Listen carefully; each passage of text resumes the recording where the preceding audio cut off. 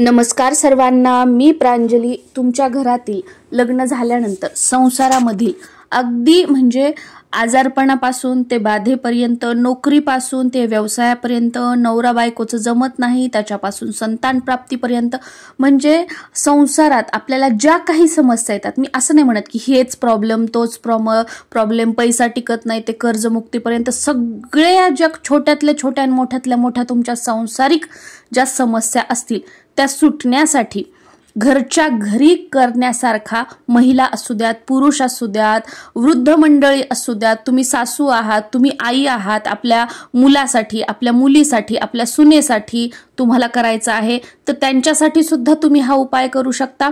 किंवा तुम्ही स्वतः म्हणजे तुमच्या नवरा बायकोचं जमत नाही, तुम्हाला स्वतःला काही प्रॉब्लेम आहे, तुम्ही पुरुष आहात, महिला आहात, सून आहात, मुलगी आहात काही, तर तुम्ही स्वतःसाठी सुद्धा हा जो उपाय आहे तो करू शकता. यासाठी कोणताही खर्च लागणार नाही, पण हो सर्वात महत्त्वाचं तुमचा वेळ लागणार आहे. आणि हा जो वेळ आहे तो देवासाठी किंवा इतर कोणत्या गोष्टीसाठी नाही, तुमच्याच फायद्यासाठी लागणार आहे. तुमच्याच समस्या सोडवण्यासाठी तुम्हाला वेळ काढावा लागणार आहे. आणि जो तुम्ही काही 5 मिनिटं 10 मिनिटं वेळ काढाल ना, याचा तुम्हाला एवढा लाभ होईल की तुमच्या ज्या समस्येसाठी तुम्ही हा उपाय करत आहात ना, ती समस्या तर सुटेलच सुटेल, पण तुमच्या आयुष्यामध्ये, तुमच्या घरामध्ये ज्या काही अजून इतर ज्या समस्या आहेत, व्यसन असेल किंवा अजून काही असेल, त्या सगळ्या गोष्टी सुद्धा आपोआप सुटू लागतील. आपण म्हणतो ना की एखादं कोडं असं असतं की ते सुटत नाही, तर अशी कोडी सुद्धा या सेवेने तुमची आपोआप सुटल्या जातील आणि कुठेतरी जीवनामध्ये, संसारामध्ये स्थिरता, समोर जाण्याचा मोकळा जो मार्ग आहे तो तुम्हाला मिळेल.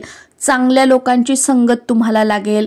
जे डोक्यामध्ये सतत वाईट विचार, नको ते विचार, काय करावं काही कळत नाही, डोकं बधीर झालेलं, तर असं तुमच्या डोक्यामध्ये म्हणजे पुढे काय करायचं जेणेकरून आपल्या आयुष्यामध्ये प्रगती होईल, अशी सद्बुद्धी जी आहे ती तुम्हाला प्राप्त होईल. घरामध्ये बरीचशी अशी मंडळी असतात की त्यांना आपल्यासाठी काय चांगलं आहे, काय वाईट आहे या गोष्टी कळत नाही, दुसऱ्यांचं ऐकून किंवा नको त्या गोष्टी करून आपल्या संसाराचं वाटोळं करतात. तर अशा लोकांना सुद्धा चांगली बुद्धी की माझ्या स्वतःसाठी काय चांगलं आहे, काय वाईट आहे, तर हे त्यांना समजू लागेल. असे बरेचसे अनुभव तुम्हाला येतील.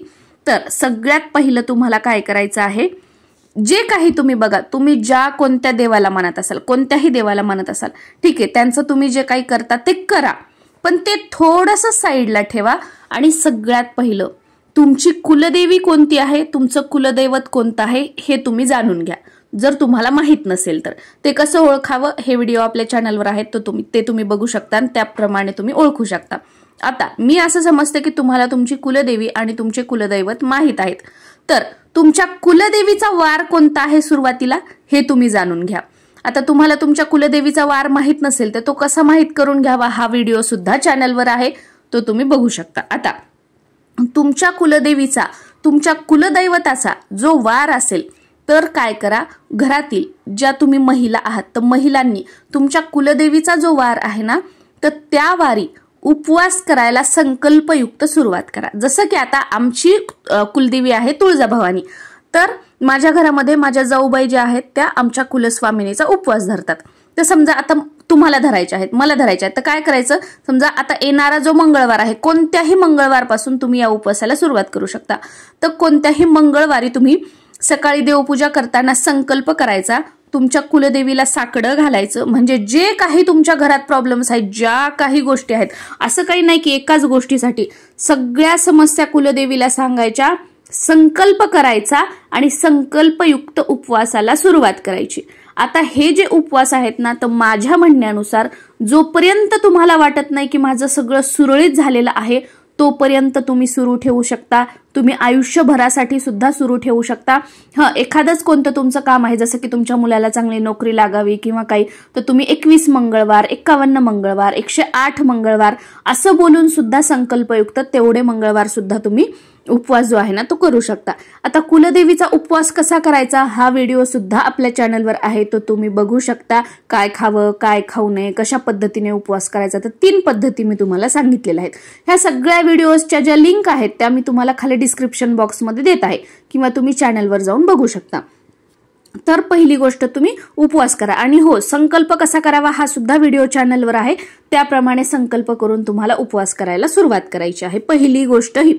आता कुलदेवीचा उपवास का करायचा आहे तर बघा, आजपासूनच नाही, पिढ्यानपिढ्या तुमच्या कुळाची सुरुवात तुम्ही विचार करा कधीपासून, म्हणजे तुमचे सासरे, त्यांचे वडील, त्यांचे वडील, त्यांचे वडील, त्यांचे वडील, म्हणजे कधीपासून पिढ्यानपिढ्या आपल्या कुळामध्ये जी तुमची कुलस्वामिनी आहे, कुलदेवी आहे, तिचा मान सन्मान केला जातो, तिची सेवा केली जाते. आणि आधीचे लोक जे आहे ना त्यांच्याकडे स्वार्थ नव्हता, ते सगळं जे काही करायचे ना ते तळमळीनं करायचे, एक घास पोटाला कमी, पण हे देव कुलदेवीचा मान सन्मान ह्या गोष्टी ते खूप पाळायचे, खूप करायचे. पण आजकाल आपल्याला तेवढं शक्य होत नाही. मग कुठे ना कुठेतरी आपल्या कुलदेवीची सेवा जी आहे ती आपल्याकडून कमी होत आहे. त्यामुळे आणि आपली कुलदेवी आणि कुलदैवत म्हणजे काय की आपल्या कुळाची आई आणि आपल्या कुळाचे वडील. आणि आजकाल बरेच लोक काय करतात की आपल्या आई वडिलांना वाऱ्यावर सोडतात, म्हणजे त्यांना कुलदेवी कुलदैवत माहित नाही किंवा माहित असून त्यांची सेवा होत नाही, आणि मग ते निघाले की इतर देवी देवतांची सेवा करायला. म्हणजे काय की आई वडिलांना घराबाहेर काढलं आणि मामा, मावश्या, आत्या, काका, शेजारचे, पाजारचे सगळ्यांना आणलं, त्यांना मान सन्मान दिला, त्यांना सोन्याने मडवलं, त्यांच्या सगळं मनाप्रमाणे केलं. पण जर तुमचे आई वडीलच वाऱ्यावर असतील तर मग ते इतर जे सगळेजण आहेत त्यांना तुम्ही किती करताय त्याला काहीच अर्थ नाही. याचप्रमाणे तुम्ही कुलदेवी कुलदैवत यांची सेवा करत नाही, त्यांचा मान सन्मान करत नाही, इतर देवी देवतांची सेवा करताय, ठीक आहे, ते चांगलं आहे, पण त्यांच्या इतर देवी देवतांच्या केलेल्या सेवेचं फळ सुद्धा तुम्हाला मिळणार नाही जोपर्यंत तुम्ही तुमची कुलदेवी आणि कुलदैवत यांची सेवा करणार नाही. त्याच्यामुळे पहिलं कुलदेवीला साकडं घाला, कुलदेवीला शरण जा, कुलदेवीचा उपवास सुरू करा महिलांनी. आता ज्यांच्या घरामध्ये महिला नाहीयेत तर त्या घरात पुरुषांनी हा उपवास केला तरी चालतो. आता मी महिलांनी का म्हटलं, कारण महिलांना घरातील लक्ष्मी म्हटलं जातं, कुलस्त्री म्हटलं जातं, म्हणून कुलस्त्रीने जर कुलस्वामिनीचा उपवास केला तर अतिशय उत्तम, म्हणून महिलांनी. बाकी कोणी नसेल तर पुरुष करू शकतात. आणि तुमचं जे कुलदैवत आहे त्यांचा उपवास जो आहे तो तुमच्या घरातील पुरुषाने करायचा, कारण ते आपले पुरुष देवता आहेत, ते आपले वडील आहेत. जर पुरुषांनी त्यांचा उपवास त्यांच्यावारी केला तर अतिशय उत्तम असतं. बाकी तुमच्या घरातील पुरुष मंडळी उपवास करत नसतील तर महिलांनी केला तरी सुद्धा चालतो. ही झाली पहिली गोष्ट. दुसरं म्हणजे वर्षातून कमीत कमी 2 वेळा आणि शक्य झालंच नाही तर 1 वेळा तुमच्या कुलदेवीच्या मूळ पीठावर जाऊन मान सन्मान करा. आता सध्याच तुम्हाला कुलदेवीच्या मूळ पीठावर जाणं शक्य नाही तर तुमच्या शहरात, तुमच्या गावात कुठेतरी तुमची जी कुलस्वामिनी आहे त्यांचं मंदिर असेल ना, छोटं असू द्या, मोठं असू द्या, घराच्या जवळ असू द्या, लांब असू द्या, तिथे जाऊन तुम्ही सेम मान सन्मान करू शकता. तिथे तुम्ही तुमच्या कुलदेवीची ओटी भरू शकता. दुसरं झालं. तिसरं म्हणजे तुमच्या स्वतःच्या राहत्या घरामध्ये, तुमच्या देवघरामध्ये तुमच्या कुलदेवीचा टाक असेल, मोठं फोटो असेल किंवा मूर्ती असेल तर प्रत्येक पौर्णिमेला, प्रत्येक महिन्याला पौर्णिमा येते तर पौर्णिमेच्या दिवशी तुमच्या कुलस्वामिनीची घरच्या घरी ओटी भरायला सुरुवात करा. ओटी कशी भरावी, त्या साहित्याचं काय करावं घरच्या घरी ओटी भरल्यास, तर हा सुद्धा व्हिडिओ चॅनलवर आहे, तो तुम्ही बघू शकता. कारण ह्या सगळ्या गोष्टी याच्यात सांगितल्या तर व्हिडिओ खूप मोठा होईल. तर ही एक गोष्ट झाली. आणि त्याचबरोबर आता प्रत्येक समजा तुमच्या मंगळवारी, जसं की तुमची कुलस्वामिनी समजा तुळजाभवानी असेल तर मंगळवारचा उपवास तुम्ही धरला, तुमची जी असेल तो वार तुम्ही धरायचा आणि त्या वारी कुलदेवीच्या टाकावर किंवा कुलदेवीच्या मूर्तीवर तुमच्या देवघरात जे आहे त्याच्यावर अभिषेक करायचा. फक्त पाण्याने करू शकता किंवा पाणी, पंचामृत, परत पाणी याने सुद्धा करू शकता. अभिषेक करताना काय म्हणायचं, तुमच्या कुलदेवीचा जो कोणता मंत्र असेल तो म्हणू शकता किंवा श्री सूक्ताने तुम्ही अभिषेक करू शकता. अभिषेक झाल्यानंतर खिरीचा किंवा काहीतरी गोडाचा कुलस्वामिनीला नैवेद्य दाखवायचा आहे आणि तांबूल कुलदेवीला अर्पण करा. कारण कुलस्वामिनीचा जो मान सन्मान आहे ना तो तांबूलाशिवाय अपूर्ण आहे, म्हणून घरच्या घरी तांबूल कुलस्वामिनीला देवघरासमोर अर्पण करा. तांबूल म्हणजे पानाचा विडा बनवायचा आणि तो थोडासा कुटून तुम्ही नैवेद्य म्हणून अर्पण करायचा. जर तुम्हाला कुटायचा नसेल तर पानाचा विडा बनवून तसाच देवघरासमोर कुलस्वामिनीच्या समोर ठेवला, अर्पण केला तरी सुद्धा चालतो. तो विडा कसा बनवायचा हा सुद्धा व्हिडिओ चॅनलवर आहे, तो तुम्ही बघू शकता आणि तो मी टाकेल सुद्धा. आता उद्या मी तुम्हाला कुलस्वामिनीसाठी पानाचा विडा कसा बनवायचा हा व्हिडिओ टाकेल, तो तुम्ही नक्कीच बघू शकता. तो विडा अर्पण केला आहे त्या दिवशी दिवसभर रात्रभर तसाच देवघरासमोर ठेवायचा कुलस्वामिनीसाठी आणि दुसऱ्या दिवशी सकाळी जेव्हा आपण स्नान वगैरे झाल्यानंतर देवपूजा करतो तेव्हा तो उचलायचा आणि घरातील कोणत्याही मंडळीने तो खायचा आहे. खाल्ला तर चालतो, दुसऱ्या दिवशी खाऊन घ्यायचा. आणि जो प्रसाद दाखवलेला आहे तर तो दुपारच्या जेवणामध्ये किंवा रात्रीच्या जेवणामध्ये आपण घरातील सर्वांनी मिळून खायचा. बघा, याने सुद्धा तुम्हाला खूप अनुभव येतील. आणि तुमच्या कुलस्वामिनीचा जो वार आहे त्या दिवशी सकाळी किंवा संध्याकाळी दोन्ही पैकी कोणत्याही एका वेळा किंवा दोन्हीही वेळा कुलदेवीची आरती करायची आहे।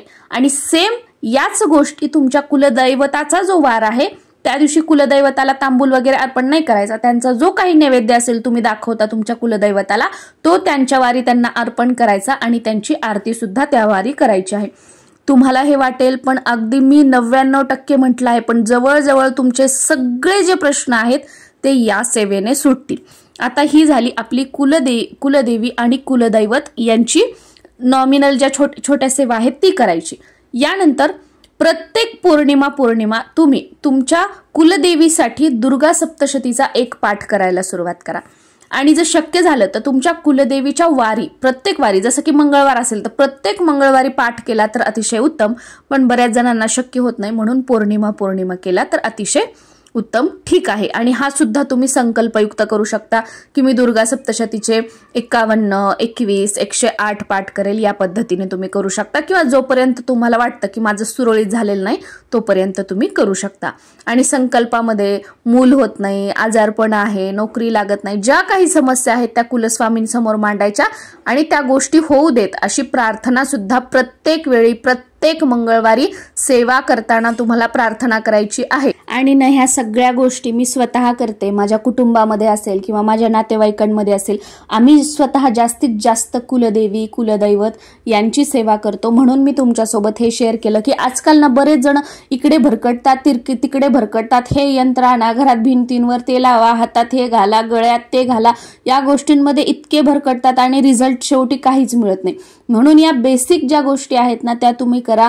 बघा, मी म्हणत नाही एका रात्रीत चमत्कार होईल किंवा असं होईल, पण ह्या तुम्ही कंटिन्युटी मध्ये करा। बघा, इतकं काही तुम्हाला मिळेल ना, तुमची कुलदेवी एवढं काही तुम्हाला देईल, एवढं सगळं तुमचं चांगलं करेल की तुम्हाला परत की मी कशासाठी काय करू हा प्रश्न कधीच पडणार नाही। आणि तुम्ही स्वतः दुसऱ्यांना सांगाल की कोणताही जर प्रॉब्लेम असेल तर आपल्या कुलस्वामिनीला कुलदैवताला शरण जा आणि त्यांची सेवा करा, तुमचे सगळे प्रॉब्लेम 100% मिटतील। पण शेवटी ना विश्वास महत्वाचा आहे। मी 5 दिवस केलं, मी 11 दिवस केलं, झालं तर काहीच नाही बाबा, हे प्रॉब्लेम तुमचे कधीपासून, हे 5 दिवस 11 दिवस ते पण तुम्ही केलं, तुम्हाला कोणीतरी सांगितलं आहे म्हणून तुम्ही केलं, तुम्ही विश्वासाने केलं का नाही केलं।